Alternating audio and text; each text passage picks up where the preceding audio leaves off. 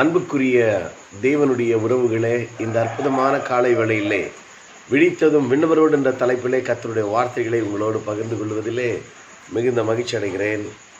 இந்த வருஷத்தின் கடைசி நாட்களில் நாம் இருக்கிறோம். வேதத்தின் மூலமாக தேவன் அறிவிக்கின்ற ஆலோசனைகளை கேட்கலாம். நியாயாதிபதிகளின் புஸ்தகம் 17ஆம் அதிகாரம் 3வது வசனத்தை இன்றைக்கு நாம் தியானிப்போம். அவன் அந்த 1100 வெள்ளிக்காசை தன் தாயினிடத்தில் திரும்ப கொடுத்தான். அவள் வெட்டப்பட்ட ஒரு சுரூபத்தையும் வார்ப்பிக்கப்பட்ட ஒரு விக்கிரகத்தை உண்டு பண்ண, நான் என் கையில் இருந்த இந்த வெள்ளியை என் மகனுக்காக முற்றிலும் கர்த்தருக்கென்று நியமித்தேன், இப்பொழுது இறைவனுக்கு திரும்ப கொடுக்கிறேன் என்றாள். மீகா தாய் தன்னுடைய மகனுக்கு கொடுக்கிற காரியம் எப்பொழுதும் பாருங்கள், மனுஷனுடைய இயல்பான காரியங்கள், பிள்ளைகளை பக்தியாக வளர்க்கணும், அவங்களுக்காக ஏதாவது நம்ம செய்யணும் அப்படின்னு நம்ம நினைக்கிறது தவறில்லை. ஆனால் இவளுடைய தீர்மானம் நல்ல ஒரு தீர்மானம், ஆனால் எடுத்த முடிவு தவறானதாக இருக்கிறது என்பதை நாம் உணர வேண்டும். மீகா என்றாலே தேவனுக்கு பிரியமானவன், தேவனை போன்றவன் என்று பொருள். ஆனால் இங்கே தேவன் விரும்பாத ஒரு காரியங்களுக்கு முன்னுரிமை கொடுக்கிற ஒரு காரியத்தை பார்க்கிறோம். பிள்ளைங்க சில சொல்லுவாங்க, ஏன் பிள்ளைங்க கெட்டு போகிறாங்க அப்படின்னா, தகப்பனுடைய தாயினுடைய அந்த வளர்ப்பு அல்லது அவர்கள் கற்றுக் கொடுக்கிற காரியங்கள்.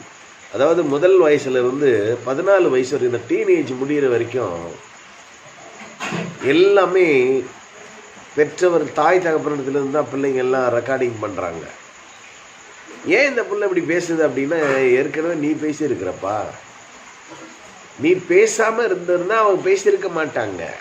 நிறைய பேருக்கு தெரியல இந்த விஷயம். அன்புக்குரியவர்களே, இங்கே இவள் செய்த காரியம் என்னன்னா, ஒரு 1100 ரூபாய் காணும் வெள்ளிக்காசுன உடனே சபிக்கிறா. அதுக்கப்புறம் நான் தாம்மா வச்சிருக்கிறேன் உடனே அவளை வாழ்த்துறா. என் பிள்ளைக்கு சாபம் போயிடக்கூடாதுன்னு தான். அது மட்டுமல்ல, அவள் செய்த காரியங்கள் கர்த்தருக்கென்று நியமித்தேன், கர்த்தருக்கென்று நியமிக்கின்ற ஒரு காரியங்களை நாம் பார்க்கிறோம். பழைய உடன்படிக்கையிலே நல்ல பக்தியான காரியங்கள், பக்தியான செயல்பாடுகள் எல்லாம் விதத்திலே நாம் பார்க்கிறோம். அதுபோல் இவருடைய காரியங்கள் இன்றைக்கும் கூட நம் பக்தியாக இருக்கிறோம். சில காரியங்கள் ஆண்டவருக்கு பிரியமாக செய்யணும்னு ஆண்டவர் விரும்பாத காரியங்கள் எல்லாம் செய்து கொண்டிருக்கிற அனுபவங்களும் ஏராளம் உண்டு. அன்புக்குரியவர்களை, நாம் இவள் செய்கிற காரியம் கர்த்தருக்கென்று நியமித்தால், இந்த நியமனம் அப்படின்னாலே ஒரு மகனை ஒரு மகளுக்காக நியமிக்கிற காரியங்கள் அல்லது தேவன் நியமிக்கின்ற காரியங்கள், இதெல்லாம் நம்ம வேதத்தில் பார்த்தீங்கன்னா சங்கீதம் 148:6 மாறாத பிரமாணங்களை தேவன் நமக்கு நியமித்திருக்கிறார். நமக்கென்று சில காரியங்களை நியமித்திருக்கிறார். நாம் அந்த பாதைகளை ஓடிக்கொண்டிருக்க அழைக்கப்பட்டிருக்கிறோம் புதிய உடன்படிக்கையில். அன்புக்குரியவர்களே, தேவன் எல்லா தீர்க்க தரிசனம் மூலமாக நிறைய விஷயங்கள்லாம் நீங்கள் வேதத்தில் பார்த்தீங்கன்னா, ஓசியா 2ஆம் அதிகாரத்தில் 19-20 நீங்கள் ஒன்று நியமித்து கொண்டீங்கன்னா அதை நீங்கள் அறிந்து கொள்ள ஆரம்பிப்பீங்க. நித்திய விவாகத்துக்கென்று நான் ஒன்று நியமித்து கொண்டேன்னு சொல்கிறாரு. நியமித்த பிறகு அவரை சரியாக அறிந்து கொள்ள முடியும். தேவனை அறிகிற அறிவு நாம் ஏன் நியமித்துக்கணும். இந்த நேரத்தில் இந்த காலத்தில் இதெல்லாம் நான் செய்ய போகிறேன். நீங்கள் நிறைய பேர் இந்த இயர் வரும்போது பிளான் பண்ணுவாங்க, நான் இன்னிலேருந்து ஜெபிக்க போகிறேன், 5 நிமிஷம் இதனால் நான் படிக்க போகிறேன் அப்படின்னு ஆரம்பிப்பாங்க. ஆரம்பம் நல்லா தான் இருக்கும், ஆனால் அதனுடைய முடிவு சீக்கிரமாக மாறிப்போகிறதை நாம் பார்க்கிறோம். அப்போ சிலர் 17:31 சொல்லுகிறது, ஒரு காலத்தை அவர் குறித்திருக்கிறார். அன்றைக்கு ஒரு மனுஷனை நியமித்திருக்கிறார். அந்த மனுஷனை கொண்டு நியாயத்திருக்க போகிறாரு. இயேசு கிறிஸ்து என்கிற ஒரு மனிதரை கொண்டு, இந்த உலகத்தில் வெளிப்பட்ட ஆண்டவராக இயேசுவை கொண்டு நமக்கு நித்திய அந்த நியாய தீர்ப்பு இருக்கிறது என்பதை நாம் உணர வேண்டும். நித்திய நியாய தீர்ப்புக்காக தேவன் நம்மை நியமித்திருக்கிறார். ஆகவே நாம் இந்த உலக வாழ்க்கையிலே ஓட வேண்டிய காரியங்களிலே ஓடிக்கொண்டிருக்கிற ஒரு அனுபவங்கள் மிக மிக முக்கியமான காரியங்கள். 2 கொரிந்தியர் 11:2 சொல்கிறாரு பவுல், நான் கொஞ்சம் புத்திகரமாக பேசுகிறேன், கொஞ்சம் பொறுத்துங்க அப்படின்னு சில விஷயங்களை ஷேர் பண்ணுறாரு. உங்களை நான் நித்திய விவாகத்துக்குன்னு நியமித்தேன்னு அங்கே ஓசியா மூலமா தீர்க்கதரிசி மூலமா சொல்கிறாரு. இங்கே சொல்கிறாரு,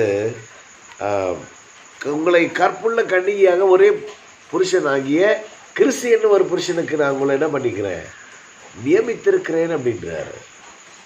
ஒப்பு கொடுக்கப்பட்டபடினால் ஒப்பு கொடுத்துருக்கிறேன், கொஞ்சம் சகித்தும் கொள்ளுங்க அப்படின்றாரு. தேவன் நம்மை 1 தெசலோனிக்கேயர் 5:9 சொல்லுகிறது, இந்த உலகத்திலே கோபாக்கினைக்கென்று தேவன் நம்மை நியமிக்காமல் கர்த்தராகிய இயேசு கிறிஸ்து மூலமாய் ரட்சிப்படைவதற்காகவே நம்மை நியமித்திருக்கிறார். இந்த அற்புதமான சுதந்திரங்களை எபிரேயர் 1 அதிகாரம் 3வது வசனத்தில் 2-3 வாசித்து பார்த்தீங்கன்னா, சர்வத்தையும் இயேசு கிறிஸ்துவை சுதந்திரவாளியாக நியமித்து அவரை கொண்டு இந்த உலகத்தில் ஆளுகை செய்கிற மிகப்பெரிய உன்னதமான சுதந்திரவாளியாக அவரை நியமிக்கிறதை நாம் பார்க்கிறோம். ஆகவே நாம் செய்ய வேண்டிய காரியம் என்ன? தேவன் நமக்கென்று சில காரியங்களை ஆயத்தம் பண்ணி நியமித்து வைத்திருக்கிறார். அதை பற்றி கொண்டு ஓட நாம் அழைக்கப்பட்டிருக்கோம். அந்த காலவெளியில் இந்த வருஷத்தின் கடைசியில் இந்த தீர்மான திட்டங்களோடு கூட நாம் செயல்படும் பொழுது நிச்சயமாய் நம்முடைய வாழ்க்கையிலே அடைய வேண்டிய அந்த பந்தயத்தை நாம் அடைவோம் என்பதில் எந்த விதமான மாற்றமில்லை. எபிரேயர் 12ஆம் அதிகாரத்தில் 1 வசனம் எல்லாருக்கும் தெரிந்த வசனம்தான். மேகம் போன்ற திரளான சாட்சிகள் நம்மை சூழ்ந்து கொண்டிருக்க பாரமான எல்லாவற்றையும் பாரத்தை பிடிச்சிட்டு தொங்கிட்டே இருக்கிற வாழ்க்கை தான். கஷ்டமா இருக்கு, விட்டுடியா. நமக்கு நியமித்திருக்கிற பாதையில் நமக்குன்னு ஒரு சில பாதைகள் நியமிக்கப்பட்டிருக்கிறது. அதிலே நாம் பொறுமையோடு ஓட வேண்டும் என்று வேதம் நமக்கு தெளிவாக சொல்லுகிறது. ஆகவே பொறுமையோடு நல்ல போராட்டம், நம்ம போராட்டம் எப்படி நல்ல போராட்டம், அதான் பவுல் சொல்கிற மாதிரி நல்ல போராட்டத்தை போராடினேன், நித்திய ஜீவனை பற்றி இதற்காகவே நான் அழைக்கப்பட்டேன்னு சொன்ன மாதிரி நல்ல போராட்டமாக வாழ்க்கையில் வருகிற சின்ன சின்ன காரியங்கள் எல்லாம் பெருசாக நினைக்காம, பாரத்தை பிடிச்சிட்டு தொங்கிட்டு இருக்காம, பாரத்தை தூக்கி எறிந்து உதறி தள்ளிவிட்டு, சுற்றி நெருக்கி நிற்கிற பாவங்களை உதறி தள்ளிவிட்டு நமக்கென்று நியமித்திருக்கிற பாதைகளை நாம் பொறுமையோடு ஓடுவோம். உன்னதமான மாற்றங்களை இந்த உலகத்தில் அனுபவிப்போம். தேவன் தாமே அப்படிப்பட்ட கிருபைகளை நம் ஒவ்வொருவருக்கும் தந்து வழிநடத்துவாராக. நாம் ஜெபிக்கலாம்.